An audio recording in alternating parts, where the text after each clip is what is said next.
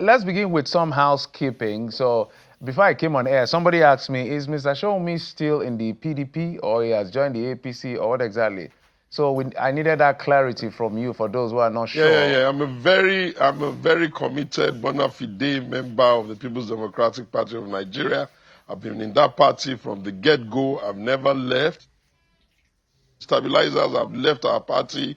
More than likely, we'll be able to stabilize it now for democracy.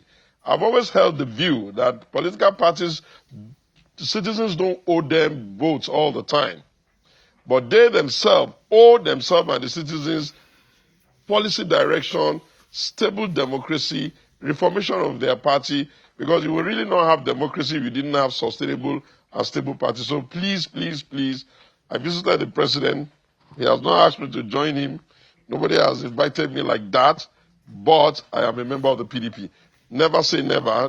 Now that they have destroyed, everybody's running helter-skelter. Who knows? Maybe tomorrow I may change my mind. I'm bold enough to tell you I've left if I want to leave, but I'm in PDP. No matter how ambitious, should have no capacity to respect the principle of droning and rotation. They will say power is in the north now for administrative convenience. You will say you are interested. They will bring the power back to the south. You will say you are interested. They will flip it back to the north. You will say you are interested.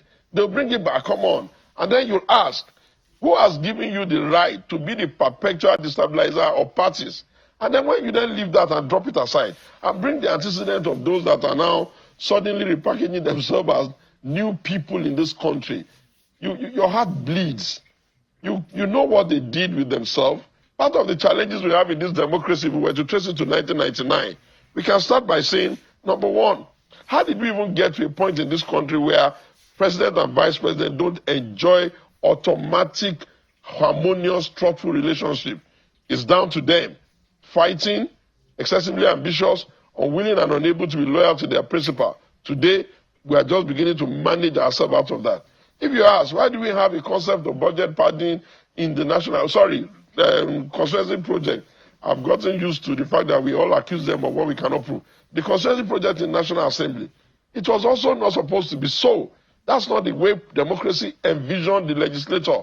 It was because, again, they made it their habit to be bribing until the leader at that time, who is an expert in managing men and material, chose to put a legislative opportunity that is strategically able to give the legislator some element of freedom. Look at what that has caused.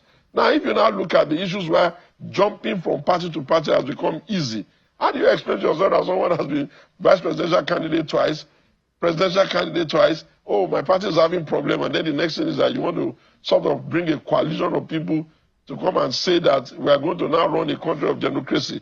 If you cannot do succession, if you cannot accept that in the course of nation building, there's time for you to pass the baton to younger ones, then I think it's the duty of younger ones to say, no, we will not allow you. If at all there's going to be an elderly person in the villa, then the one that is there now might as well finish his term, so we can then pack all of you away and begin to look for fresh, brilliant, super ideas to run our country. The country is not perfect. No country is ever perfect.